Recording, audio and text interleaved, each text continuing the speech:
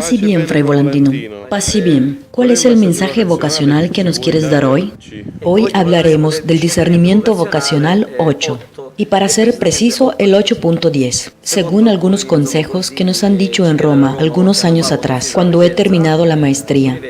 Algunos obispos nos decían que si queremos dar un mensaje de cómo Dios habla a los jóvenes de hoy, el mejor modo de tomar una idea es de los personajes bíblicos. Y pues estamos haciendo un recorrido de todos los personajes bíblicos más sobresalientes y también de los santos a lo largo de la historia. Hoy hablaremos del video Discernimiento Vocacional 8.10 de Gedeón, personaje bíblico que se coloca en el período histórico alrededor del 1000-1100 a.C., en el período de los jueces, y pues el libro que va enseguida después de Josué, donde vemos una cierta dinámica. Así, el joven que busca la voluntad de Dios puede comprender también cómo funcionaba y cómo funciona, excepto el caso de Jesús y María, y algunas situaciones particulares. La dinámica es siempre el error de los pecados que nos alejan de Dios y después nosotros sufrimos. Después oramos y el Señor nos ayuda. Después olvidamos, después sufrimos, después oramos y el Señor nos ayuda. Entonces, en el libro de Jueces está toda esta dinámica en los diferentes personajes, después de Josué en adelante. Pues, ¿cómo el Señor ha hablado a Gedeón? En tal modo que el joven que está en búsqueda, como decía hoy Padre Antonio, hablando con él por vía Skype en América, que el Señor te pueda iluminar realmente y decir las palabras justas que sirvan a los jóvenes. Entonces, Gedeón, en este contexto, su pueblo, el pueblo de Israel, se ha alejado del Señor. Y la mano de los madianitas es sobre el pueblo de Israel, y pues sufrían porque les saqueaban siempre la cebada, se lo roban, etc. El pueblo no puede más, está destruido. Ora, y el Señor le manda primero el profeta y les dice, no debes adorar a otros dioses, sino que solo a Dios. Entonces, después de esta profecía, tengo aquí algunas notas, así no me dejo escapar nada importante. Y vemos que aparece, además de esta profecía, finalmente el ángel que va a encontrar a Gedeón. Y le dice que él recibirá esta fuerza, y con su fuerza debe liberar al pueblo de Israel. El Gedeón, siendo efectivamente una persona simple, que recoge la cebada, el trigo, le dice, ¿dónde debo ir? Y el Señor, es decir, a través del ángel del Señor, lo anima a tener valor. Y miren la dinámica que nosotros ahora seguiremos. Entonces, el ángel del Señor le dice esto, que recibirá la fuerza para salvar a Israel. Y Gedeón dice una cosa importante, que les conviene que se lo escriban aquí, porque realmente es importante. Gedeón dice, dame un signo, Señor, si propio tú me hablas. Entonces, nosotros no somos personas etéreas, como ya en el Antiguo Testamento. Son personas que quieren comprender. Gedeón pedía signos. Veremos cuántos signos él pide y cuántos recibe. María en el Nuevo Testamento no pide signos, pero los recibe. Encuentra a la prima encinta como la había predecido el ángel. La prima le dice, ¿a qué debo que la madre de mi Señor venga a mí? Pues ella no pide signos, pero el Señor se los da. Porque ¿cómo podía saber la prima que ella era la madre de Dios? ¿O cómo hacía para saber que la prima era encinta, que era estéril, y no la había encontrado? No había Skype. Ven, pienso que lo que digo sea luz, porque ha salido incluso el sol.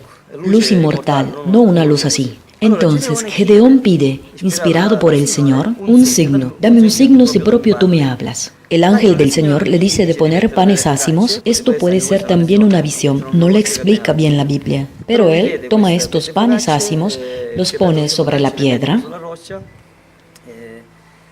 los moja, estos panes con la carne.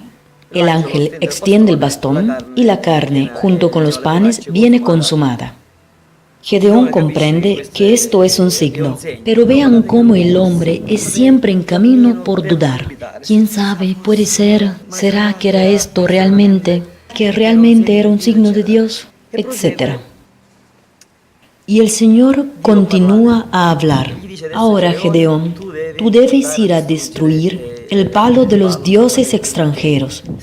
Y en este lugar debes construir un altar para mí y debes sacrificar un novillo, que sería un toro joven. Por lo tanto, nosotros debemos destruir lo que son nuestros ideales mundanos, lo que para nosotros es la Estauros, pero que no es la cruz del Señor. Es decir, cuando nosotros buscamos las cosas del mundo, es otro tipo de palo. Entonces debemos tratar de destruir en nuestro corazón las cosas que no nos llevan a ninguna parte. Y sacrificar nuestro orgullo. Este toro es figura del orgullo, y así el Señor hará cosas grandes en nosotros. Entonces el Señor le pide a Gedeón de hacer este sacrificio, para probar también el coraje de Gedeón, porque tiene miedo que todos le vengan en contra, pero encontrará al Padre y al pueblo que lo apoyarán. No todos, pero lo apoyarán. Y Gedeón va adelante, porque se siente fuerte por lo que le ha dicho el Señor. Pero de nuevo le viene la duda, ¿será que es realmente el Señor que me ha hablado? Y pues miren la dinámica. Es decir, el Señor le manda el ángel habla a Gedeón, pero Gedeón tiene dudas, al mismo tiempo que ve este ángel, es decir, esta visión, y pide un signo y se lo da. Después le habla de nuevo el Señor, después está la duda y pide un signo concreto. Para vencer la duda concreta, pide un signo concreto. Señor, si propio tú me hablas, haz que yo ponga el vellón sobre la tierra, y que este vellón esté lleno de rocío y el terreno seco. Por la mañana se despierta y encuentra realmente el vellón, que sería un pedazo pequeño de tela de lana. Lo exprime y se llena toda una copa de rocío. Entonces Gedeón dice, Señor, por favor, no te enojes, dame otro signo, tengo necesidad de comprender. Vean cómo el hombre es siempre en búsqueda de certezas, porque Dios es certeza. Jesús, si ustedes ven en el Nuevo Testamento, dicen los Hechos de los Apóstoles, da prueba de sí mismo. Pues es verdad que dice, bienaventurados los que creerán sin haber visto, pero también es verdad que Jesús dice en el Evangelio, bienaventurados sus ojos porque ven lo que ustedes ven. Bienaventurado quien ve, bienaventurado quien no ve. Jesús quiere decir, bienaventurado quien cree. Entonces debemos hacer un trabajo de discernimiento para comprender lo que Dios quiere de nosotros. Y pues pide de nuevo otro signo y le dice al contrario, si tú, Señor, por favor, pones el rocío sobre el terreno y sobre el vellón no, entonces esto será un signo que propio tú me hablas. Y el Señor hace esto. Entonces esto el Señor lo permite para darle la fuerza. Entonces Gedeón parte, recibe de nuevo la fuerza. Parte, pero el Señor le dice, para que todos comprendan que no eres tú, que no son los otros que están venciendo, pues di a los hombres que tienen miedo de irse. Y después la historia de lamer el agua. Esto para hacer que Gedeón se escoja solo a 300 hombres para luchar con un mar de personas, los madianitas, para decirles que no son ustedes que están venciendo, sino que es la táctica de Dios que nos hace vencer. Es la voluntad de Dios que nos hace vencer realmente la bienaventurada inmortalidad, la gloria eterna, la paz eterna, la felicidad eterna. Entonces Gedeón, después de que Dios le habla aún, le dice de agarrar estos pocos hombres. Gedeón, después de que hace esto, se ve que aún tiene miedo en base a lo que dice Dios, y le habla nuevamente.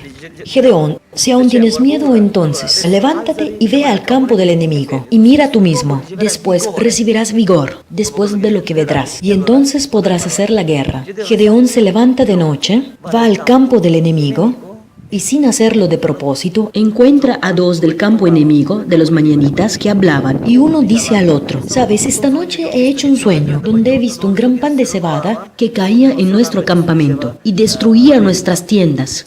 Y el otro le decía, esto es un signo, significa que Gedeón vendrá, y nos destruirá. Ven, Gedeón trabajaba con la cebada.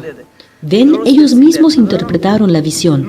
El Gedeón comprende que realmente el Señor le está hablando, y según la palabra de Dios, él habría recibido la fuerza. Pues ven, estos signos no son para tentar al Señor. Como dice en Isaías mismo dice, no les basta cansar a mi Dios, el mismo Dios les dará un signo. Pues los signos son para comprender si una cosa viene de Dios o no. Se deben buscar en la misma técnica que nos enseña la palabra de Dios. Pues aquí Gedeón, después de todo lo que ha sucedido, Dios que le habla, los signos que él busca, el Señor que se los da, después el miedo, el Señor le da otros signos, él se los pide.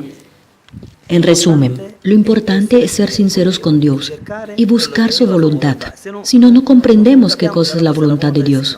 Pues a través de la guía espiritual que ésta nos debe dar los instrumentos que son la palabra de Dios y el magisterio de la Iglesia, entonces, según lo que nos han dicho los obispos, nosotros trataremos de ver en los personajes bíblicos y en los santos cómo Dios habla. En este modo estaremos seguros de nuestro camino, de nuestra búsqueda, si le estamos haciendo bien o mal, si la estamos haciendo según nuestro capricho o según la historia del pueblo de Israel, del nuevo y del antiguo Israel, todo el pueblo de Dios.